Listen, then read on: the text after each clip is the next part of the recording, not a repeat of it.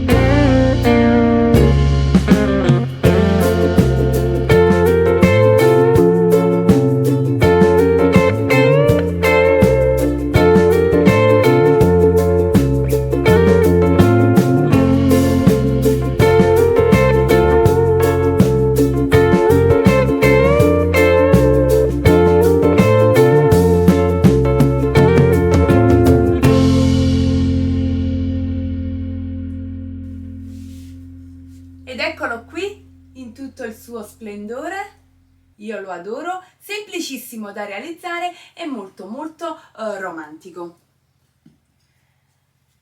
Bene, se questo video vi è piaciuto ricordate di lasciarmi un bel pollice in su, iscrivetevi al canale con la campanella per essere sempre aggiornati di quando caricherò un nuovo video e noi ci vediamo alla prossima!